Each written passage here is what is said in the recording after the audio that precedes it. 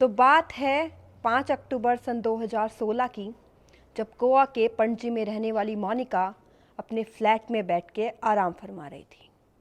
तभी करीब दोपहर को 3 बजे कोई शख्स मोनिका के दरवाजे पर दस्तक देता है और जैसे ही मोनिका दरवाज़ा खोलने के लिए जाती है तो वह मोनिका को धक्का देकर अंदर गिरा देता है और वह अंदर आके मोनिका के मुंह को दबाकर उसके गले पर चाकू रख देता है और मोनिका से कहता है कि अगर उसने चिल्लाने की कोशिश की तो वह उसे जान से मार देगा। नमस्कार, आदाब, सत श्री अकाल। मैं आपकी होस्ट महिमा चौधरी आप सभी व्यूवर्स का स्वागत करती हूँ। तो दोस्तों, आज मैं फिर से हाजिर हूँ क्राइम की दुनिया की एक और रोचक कहानी के साथ। ये कहानी है मुंबई के एक रिटायर्ड जज की बेटी मोनिका की। मोनिका बचपन से फ़ोटोग्राफी का शौक़ रखती थी, लेकिन जैसे जैसे मोनिका बड़ी हुई तो उसे उपलब्धि मिली उसके परफ्यूम के रिसर्च पर। मोनिका को क्वीन ऑफ स्मेल का नाम भी दिया गया था। जून सन 2016 को मोनिका अपने परफ्यूम के बिज़नेस को नई ऊंचाइयों तक ले जाने के लिए गोवा के पणजी में शिफ्ट होने का फ़ैसला लेती है। इसी सिलसिले में 7 जून सन 2016 को वे पुणे की सपना राजवेल सोसाइटी के एक अपार्टमेंट में एक रेंटल फ्लैट देखने के लिए जाती है, जहां मोनिका की मुलाकात होती है सोसाइटी के 35 वर्षीय गार्ड राजकुमार से। राजकुमार मोनिका को फ्लैट दिखाता है और फ्लैट्स देखने के बाद मोनिका वहां से वापस आ जाती है। लेकिन मोनिका के जाने के बाद भी राजकुमार की आंखों के सामने बार बार मोनिका का चेहरा आ रहा था, या फिर यूं कहें कि मोनिका के उस खूबसूरत चेहरे को राजकुमार भूल नहीं पा रहा था। कुछ दिनों के बाद मोनिका अपना सामान लेकर सपना राजवेल सोसाइटी में शिफ्ट होने के लिए आ जाती है, जहां राजकुमार उसे देखकर बहुत ज़्यादा खुश होता है और मोनिका को फ्लैट शिफ्ट करवाने में उसकी मदद करता है। अब मोनिका फ्लैट में शिफ्ट तो हो गई थी, लेकिन गार्ड राजकुमार को मोनिका के साथ समय बिताने का समय ही नहीं मिलता था। तो अपनी इसी कमी को पूरा करने के लिए गार्ड ने अपार्टमेंट के मैनेजमेंट से बात करके अपनी ड्यूटी के बाद अपार्टमेंट के लोगों की गाड़ी धुलने का काम ले लिया। अब वह गार्ड मोनिका की गाड़ी भी धुला करता था और इसी बहाने कभी कभी उसकी मुलाकात मोनिका से हुआ करती थी। वह मन ही मन मोनिका से इतना प्यार करने लगा था कि उसकी चीज़ों को वह याददाश्त के तौर पर या फिर कहें कि प्यार की निशानी के तौर पर अपने पास रखना चाहता था। बस एक दिन इसी ज़रूरत को पूरा करने के लिए वह मोनिका की गाड़ी धो रहा था और उसने गाड़ी धोते हुए गाड़ी के अंदर से मोनिका की छतरी चुरा ली और उस छतरी को अपने रूम पर ले गया अपने पास रखने के लिए। लेकिन जब मोनिका को अपनी छतरी गायब होने का पता चला तो उसे बहुत गुस्सा आया। उसने सोसाइटी के मैनेजमेंट से बात की और बताया कि इस तरीके से उसकी गाड़ी से उसकी छतरी चोरी हो गई है। तो मैनेजमेंट ने गार्ड का कमरा चेक करवाया और गार्ड का कमरा चेक करने के बाद वहाँ मोनिका की छतरी के साथ साथ और भी कई लोगों का सामान मिला। अब सोसाइटी के मैनेजमेंट ने राजकुमार के ऊपर उसके खिलाफ कार्रवाई करते हुए 22 जुलाई 2016 को उसे अपार्टमेंट से बाहर निकाल दिया। अब अपार्टमेंट से बाहर निकाले जाने पर गार्ड राजकुमार बेहद ही गुस्से में था। वह अपनी इस बेइज्जती का पूरा हकदार मानता था मोनिका को। वैसे तो वह मनी मन उससे बहुत प्यार करता था, लेकिन अब वो मोनिका को अपना सबसे बड़ा दुश्मन मान बैठा था। जैसे कि आप लोगों को पता होगा कि जिससे प्यार होता है अगर उससे बिगड़ जाए तो उससे दुश्मनी उससे भी ज़्यादा गहरी होती है। बस यही बात लागू हो रही थी राजकुमार पर। 24 घंटे उसके मन में सिर्फ मोनिका से बदला लेने की बातें चलने लगी। अब सोसाइटी से निकाले जाने के बाद कुछ समय के लिए वह पणजी को छोड़कर बेंगलुरु से मुंबई से पुणे भटकता रहा। लेकिन काफ़ी समय वहाँ भटकने के बाद भी 2 अक्टूबर सन 2016 को वह पणजी वापस लौट कर आता है और वापस लौटने के बाद उसका सिर्फ एक ही मकसद था, मोनिका से बदला।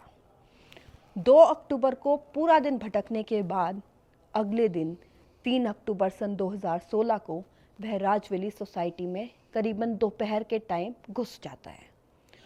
और अचंभित बात ये थी कि सोसाइटी में घुसते वक्त उसे किसी ने भी नहीं देखा। वह मोनिका के फ्लैट पे जाता है और देखता है कि फ्लैट बाहर से लॉक है। तो राजकुमार समझ जाता है कि मोनिका वहाँ पर नहीं है, वो कहीं बाहर गई हुई है। वह चुपचाप, इससे पहले उसे कोई देखता, वह उस बिल्डिंग के टेरेस पे जाके छुप जाता है और वहाँ से गेट पर नज़र दौड़ाए रखता है कि कब मोनिका वापस आएगी और वह मोनिका के फ्लैट में घुस जाएगा। और ऐसा ही करते करते उसे 48 घंटे हो जाते हैं। वह भूखा प्यासा रहकर अपने इस मकसद की कामयाबी के लिए तपस्या करता है। अब वह देखता है कि 5 अक्टूबर सन 2016 को दोपहर के समय मोनिका की कार नीचे खड़ी हुई है, जिससे वह समझ जाता है कि मोनिका वापस आ चुकी है। मौका देखते हुए सबसे छुपते छुपाते वह मोनिका के फ्लैट तक पहुंच जाता है। उसके बाद मोनिका के दरवाजे पर दस्तक देता है और जैसे ही मोनिका दरवाज़ा खोलती है, वह अंदर आकर मोनिका को धक्का देता है, अंदर से फ्लैट को बंद करता है और उसके गले पर एक चाकू रखता है, जिससे मोनिका कुछ बोल नहीं पाती। उसके बाद वह मोनिका को उसके बेडरूम में ले जाता है, उसके हाथ पैरों को बांधता है। फिर क्योंकि वो 48 घंटे से भूखा था, तो सबसे पहले अपनी भूख मिटाने के लिए मोनिका के किचन में जाकर वहाँ रखे अंडे, आइसक्रीम, ब्रेड सब कुछ खाता है। वापस आने के बाद वो मोनिका के साथ रेप करता है और उसकी हत्या कर देता है। मोनिका को मारने के बाद वह अपने बैग से एक शेविंग किट निकालता है और मोनिका के बाथरूम में जाकर शेविंग करता है। उसके बाद वह मोनिका के पर्स से उसके डेबिट और क्रेडिट कार्ड्स लेकर वहाँ से चुपचाप निकल जाता है। लेकिन ताज्जुब की बात यह है कि 3 अक्टूबर से 5 अक्टूबर के बीच किसी भी शख्स ने उसे उस सोसाइटी में देखा ही नहीं। वह तो वहाँ से निकल जाता है, लेकिन अगले दिन जब मोनिका की नौकरानी आती है और वो दरवाजे को खटखटाती है, तो मोनिका दरवाज़ा नहीं खोलती। अब मोनिका की जो नौकरानी होती है वो डर जाती है और वो सोसाइटी के मैनेजमेंट को इस बात की खबर देती है। मैनेजमेंट आकर काफ़ी कोशिशें करता है, पर अंदर से मोनिका की कोई आवाज़ नहीं आती। मैनेजमेंट के लोग अपने नज़दीकी पुलिस थाने में इस बात की शिकायत करते हैं और पुलिस भी वहाँ आ जाती है। मैनेजमेंट और पुलिस दोनों साथ मिलकर मोनिका के फ्लैट के दरवाजे को तोड़ते हैं और अंदर आकर देखते हैं कि नग्न अवस्था में मोनिका की लाश उसके बेडरूम में पड़ी हुई है। अब पुलिस उसकी लाश को बरामद करती है और पोस्टमार्टम के लिए भेज देती है। अब पुलिस सोसाइटी के लोगों से पूछताछ करती है, लेकिन इसके बाद भी पुलिस को कोई पुख्ता जानकारी नहीं मिल पाती है, क्योंकि सोसाइटी में कोई सीसीटीवी कैमरा भी नहीं था, तो कातिल का पकड़ा जाना बहुत ही मुश्किल लग रहा था। लेकिन तभी पुलिस को मोनिका के कमरे से उसका पर्स मिलता है, जिसमें मोनिका के क्रेडिट कार्ड और डेबिट कार्ड की रिसिप्ट तो थी, लेकिन मोनिका का क्रेडिट कार्ड और डेबिट कार्ड नहीं था। बस तभी एक होनहार पुलिस वाले का दिमाग काम करता है और वो मोनिका के बैंक में जानकारी करवाता है कि अगर मोनिका का क्रेडिट कार्ड और डेबिट कार्ड यूज़ हो तो पुलिस को तुरंत जानकारी दी जाए। तभी 6 अक्टूबर को बेंगलोर के एक एटीएम में मोनिका के डेबिट कार्ड से कुछ कैश विड्रॉल होता है और पुलिस एटीएम की सीसीटीवी फुटेज निकलवाती है और उस फुटेज में राजकुमार का चेहरा बिल्कुल साफ साफ नज़र आ रहा था। अब पुलिस उस फोटो को लेकर राजविल सोसाइटी जाती है और सोसाइटी के लोग बागों से पूछताछ करती है। लोग राजकुमार को पहचान लेते हैं और पुलिस को बताते हैं कि ये सोसाइटी का पुराना गार्ड है, इसे चोरी के इल्ज़ाम के चलते सोसाइटी से निकाल दिया गया था। अब पणजी पुलिस बेंगलुरु पुलिस की मदद से राजकुमार को पकड़ लेती है। राजकुमार पुलिस कस्टडी में अपने सारे गुनाहों को कबूल करता है और वह पुलिस को बताता है कि ये सब उसने मोनिका से बदला लेने के लिए किया। उसने मोनिका के फ्लैट में घुसकर उसके साथ रेप किया। रेप करने से पहले उसे कुछ पॉर्न वीडियोस भी दिखाई और उसके बाद उसकी हत्या कर दी।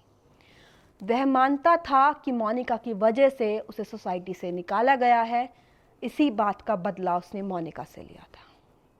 जबकि मोनिका के शायद इन सब में कोई गलती भी नहीं थी। इन सारी कार्रवाई के बाद गोवा पुलिस ने 6 जनवरी सन 2017 को राजकुमार पर सेक्शन 376 और सेक्शन 302 जैसी गंभीर धाराएं लगाकर उसे न्यायिक हिरासत में भेज दिया।